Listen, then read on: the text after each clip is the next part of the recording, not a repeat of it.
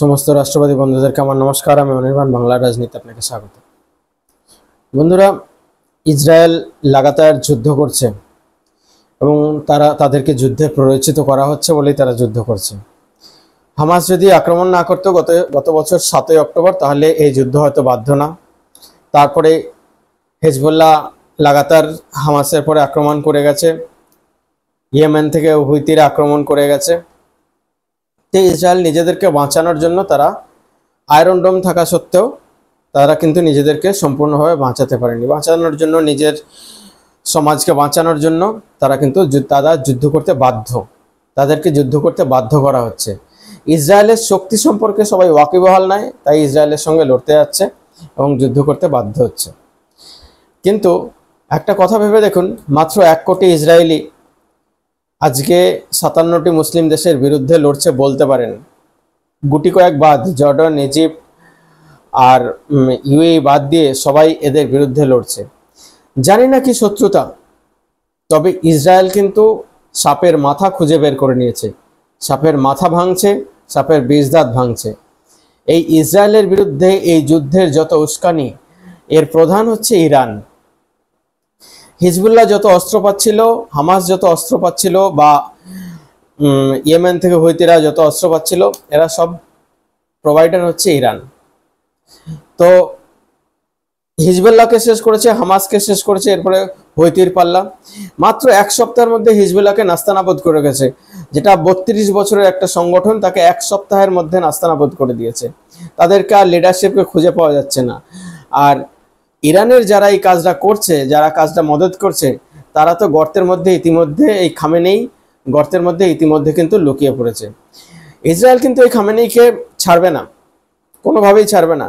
কারণ একে বাঁচিয়ে রাখলে এই যুদ্ধ কিন্তু লাগাতার লেগে থাকবে। কারণ ইসরায়েলিদের নেশা কিন্তু যুদ্ধ নয়, এদের নেশা শিক্ষা দীক্ষা এবং বিজ্ঞানে এগিয়ে যাওয়া, পয়সা কামানো এদের নেশা, বিজ্ঞান চর্চাটা এদের নেশা। যুদ্ধটা কিন্তু এদের নেশা নয়। কিন্তু আমার ঘরে ঢুকে যদি কেউ মারে আমাকে, তাহলে আমি তো ছেড়ে দেবো না, না? ঠিক সেই কাজটাই করছে ইসরায়েল। তো ইসরায়েল এই কাজটা দীর্ঘদিন করবে না। কারণ আমরা একটা কথা বুঝতে পারছি, 3য় বিশ্বযুদ্ধ কিন্তু চলছে। আমরা কিন্তু এখন 3য় বিশ্বযুদ্ধের মধ্যে রয়েছি। মধ্যপ্রাচ্যে এই যুদ্ধ চলছে। কখন কোন দিকে ছড়িয়ে পড়বে, কোন দিকে কোন অ্যালায়েন্সের দিকে চলে যাবে, বোঝা বড় মুশকিল। কার ব্যথা লাগবে, কোথায় কার ব্যথা লাগবে, সে কথা বোঝা বড় মুশকিল। তার জন্য ইসরায়েল কিন্তু এই যুদ্ধ থেকে গা বাঁচানোর জন্য, কারণ আমেরিকা কতদিন ইসরায়েলকে সাহায্য করবে, কতদিন ইসরায়েলকে সাহায্য করতে পারবে? এমন ঘটনা দেখা গেল, ডলারাইজেশনের এফেক্টে আমেরিকার নিজের অবস্থা নাস্তানাবুদ হতে চললো আগামী 3, 4, 5 বছরের মধ্যে। আমেরিকা তখন তো আর যুদ্ধে সহায়তা করতে পারবে না। এটা ইসরায়েল ভালো করে জানে, এটা ইসরায়েল খুব ভালো করেই জানে। কারণ সারা পৃথিবী যা বোঝে, ইসরায়েল অনেক আগে থেকে বুঝতে পেরে যায়। তো ইসরায়েল কিন্তু এই সাপের মাথা খুঁজে নিয়ে সেই সাপের মাথা থেতলে দেওয়ার জন্য ব্যবস্থা করে নিয়েছে।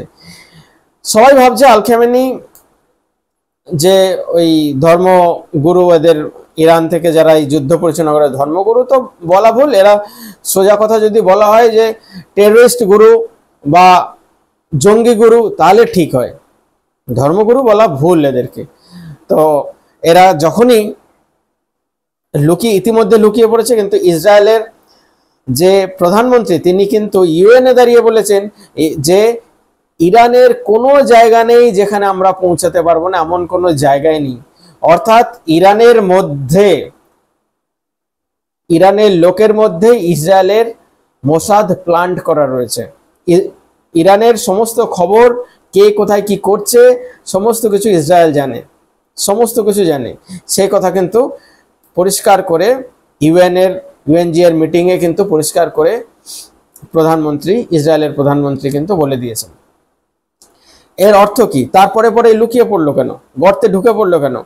আজ পর্যন্ত যত লোক গর্তে ঢুকে পড়েছে, কেউ কি বাঁচতে পেরেছে? সাদ্দাম বলুন, ওসামা বিন লাদেন বলুন, বা যেই বলুন, এই হামাসের যে নেতা ছিলেন বা হিজবুল্লাহর যে নেতা ছিলেন, এই যে 3 মঞ্জিলা বিল্ডিং এর নিচে গিয়ে বানিয়েছে, ঘর বানিয়েছে। 3 মঞ্জিলা বিল্ডিং মাটির নিচে বানিয়ে ঘর বানিয়েছে, যেখানে থাকার জন্য। বাঁচতে পেরেছে কি? তো ইসরায়েলের হাত থেকে বাঁচা তো সহজ নয়।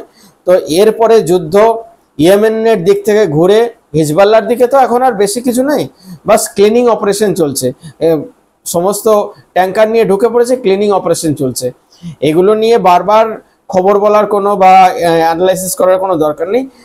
ইসরায়েল যা চাইছে সেটা হচ্ছে গিয়ে ইরানের সঙ্গে সরাসরি যুদ্ধ করা, কারণ ইরানের যে নিউক্লিয়ার বম বানানোর একটা জায়গায় পৌঁছে গেছে, সেই জায়গাটা ইসরায়েল ধ্বংস করবে বলে এই জায়গাটা কিন্তু তৈরি করে নিয়েছে ইতিমধ্যে। এবং এই ইরানের নিউক্লিয়ার যে প্ল্যান সেটা যাতে সাকসেসফুল না হয় তার জন্য কিন্তু তৈরি করে নিয়েছে। কারণ একটা অশুভ শক্তির হাতে যদি নিউক্লিয়ার শক্তি চলে যায় তাহলে কিন্তু সারা বিশ্বের জন্য সেটা একটা বড় বিপদ। কারণ ইসরায়েলকে এরা যেভাবে হিংসা করে, যেভাবে ঘৃণা করে, এদের উপরে যে একটা নিউক্লিয়ার বম মেরে দেবে না ইসরায়েলের উপরে, ইসরায়েলকে যে সমূলে ধ্বংস করে দেবে না, তার কিন্তু কোনো গ্যারান্টি নেই। এরা কিন্তু কোনো মানবিকতার ধার ধারবে না, কোনো কিছুর ধার ধারবে না। ইসরায়েলকে পৃথিবীর মানচিত্র থেকে মুছে ফেলার জন্য এরা কিন্তু এই নিউক্লিয়ার বম বা নিউক্লিয়ার প্ল্যান্ট যা বলুন এগুলো কিন্তু তৈরি করছে, এবং এটা অনেকটাই সাকসেসফুল হয়ে গেছে। রাশিয়া অনেকটা এগিয়ে দিয়েছে ব্যাপারটাকে। এই ব্যাপারটা কিন্তু ইসরায়েল আর এগোতে দেবে না। ইসরায়েল যেন তেন প্রকারে ইরানের এই নিউক্লিয়ার যে